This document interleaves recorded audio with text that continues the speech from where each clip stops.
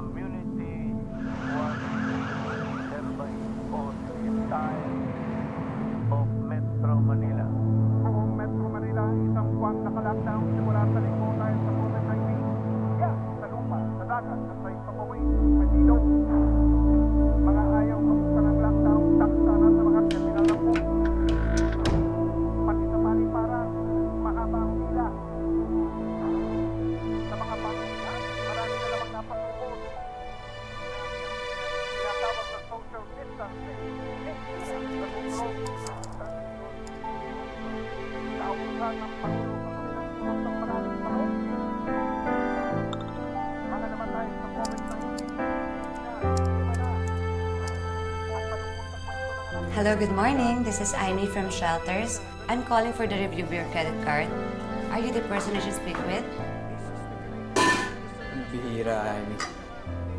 Just to confirm, sir, your full name is? Ano to?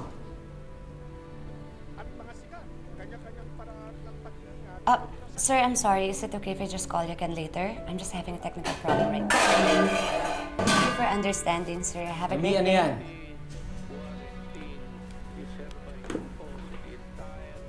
Ano bang problema mo? Anong problema? Yan. Wala pang niluluto.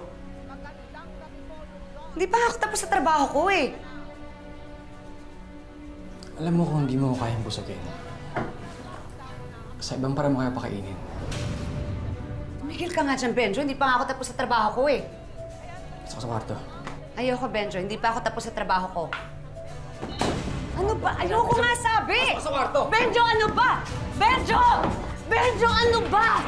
Talagang masaktan ka kung di mo ko pagbibigyan. Benjo! Benjo! Benjo, ano ba? Asawa mo ko. Benjo, parang awa mo na, Benjo. Benjo! Benjo! Benjo, parang awa mo. Benjo!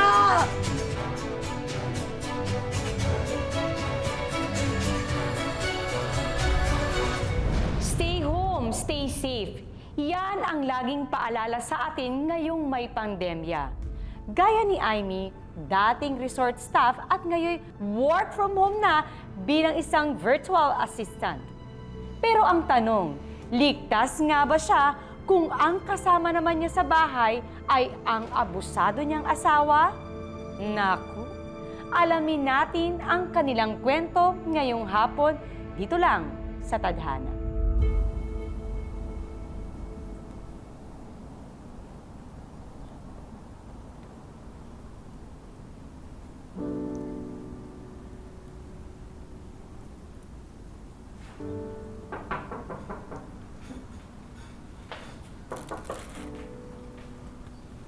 Sandali lang.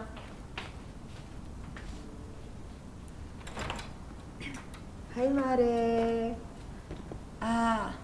Lucy? Tama ba? Oo, Mare, ako yung bagong lipat dyan sa second floor. Oo, nabanggit sa akin ni Tita Sally. Bakit may kailangan ka ba? Mare, kakapalan ko na yung mukha ko. Baka naman gusto mo magpa-mani-pedi. Naku, Mare, gustuin ko man. Alam naman natin bawal, di ba? Baka mamaya may mag-report sa atin. Mare, kailangan ko lang talaga umextra ngayon. Sige na, huwag ka mag-alala, wala akong virus. Saglit lang to. O sige, basta huwag tumakarating sa iba, ha? Oo. Halika na, pumasok na dali. Please. O, itong upuan, ha, hihiramin ko na to. Saan tayo? Diyan ako magtatrabaho. Mare, salamat talaga. Okay. Okay lang ba? Alisin ko na itong mask ko. Sige, nakamas naman ako. Inahin ko na itong paa mo habang nagtatrabaho ka dyan.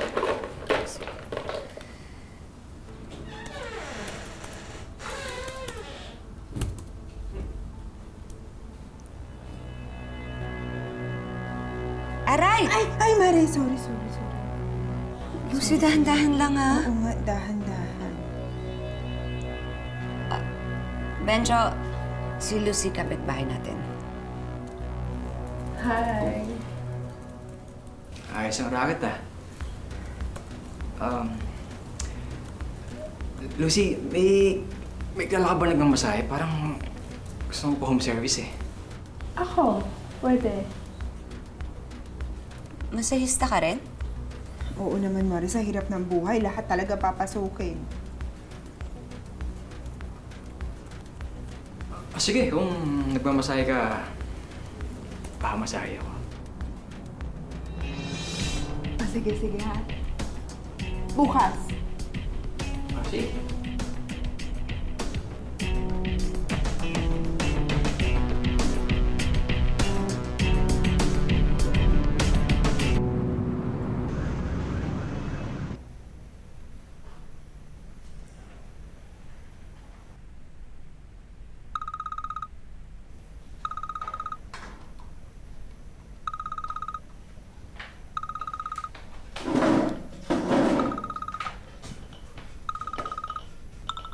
O, Renan.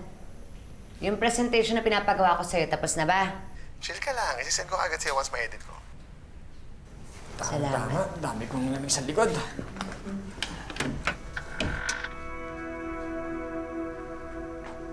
Si Benjo ba yung dumaan?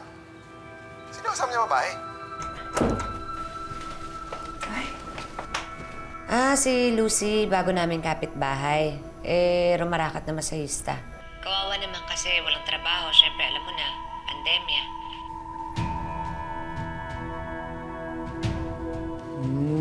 Baka naman asawa mo ang trabahuhin yan, ha? Biro lang ha. Loko ka talaga, hindi yun kagaya mo, no? Ano bang klaseng masahe yung gusto mo? Soft? Moderate? Hard? O harder? Alam mo, gawin mo kung ano yung gusto mong gawin. Basta gusto kong malaman, talagang marunong ako magmasahe.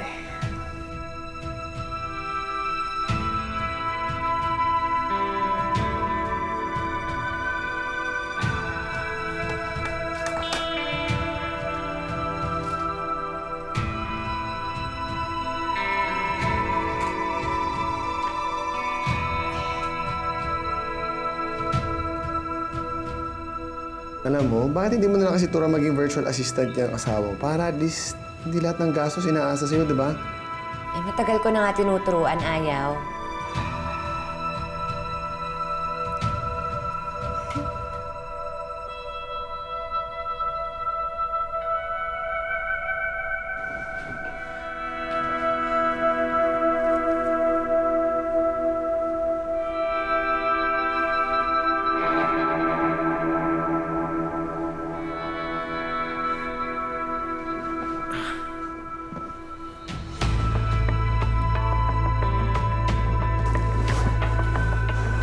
Mukhang sabik na sabik ka. Baka naman mahuli tayo ng asawa mo. Busy sa trabaho niya, tsaka hindi tayo mahuhuli kung hindi ka mag-iingay. Alam mo, Renan, kesa kami yung pinapakailaman mo, baka pwedeng tapusin mo na yung yung pinapagawa ko sa'yo. Sige no. Kailangan ko na yun.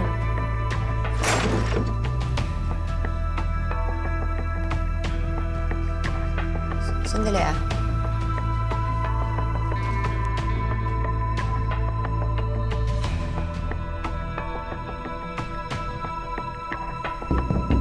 Benjo! Benjo, ano ba nangyayari dyan? Benjo, buksan mo nga yung pinto. Benjo, ano ba? Please. Ay, Mare. Ano yung kumalabog? Kanina yung oil, Mare, na nahulog. Oo. Nabagsak nga ako eh. Ang sakit ng balakang ko. Aray. Oh, Amy. Pwede mo ikaw muna magbayad kay Lucy.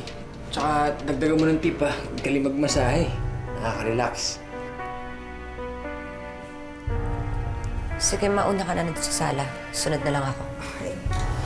Dito na lang mag-iintay.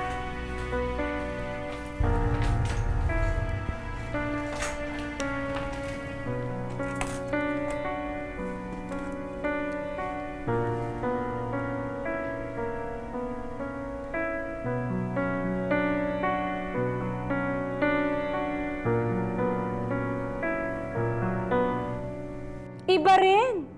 Napaka-hardworking naman pala ng masahista niyang si Lucy. Ito naman si Benjo, ang tigas ng mukha. Magkakalat na lang sa mismong pamamahay pa nila. Ay, nako, ang kapal! Affected ba? Nako, ano na lang kaya ang mangyayari pag nalaman itong lahat ni Amy?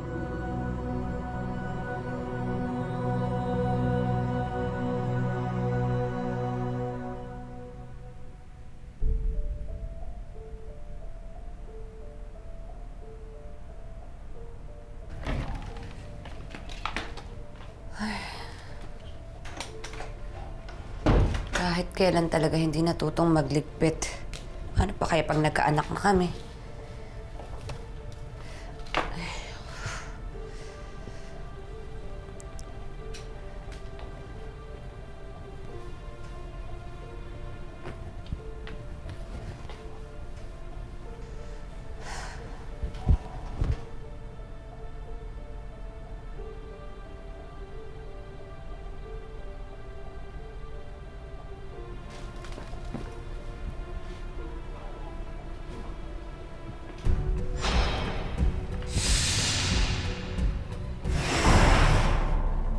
Kumalabog? Yung oil, Mari, na nahulog. Nabagsak nga ako eh. Ang sakit ng balakang ko. Aray.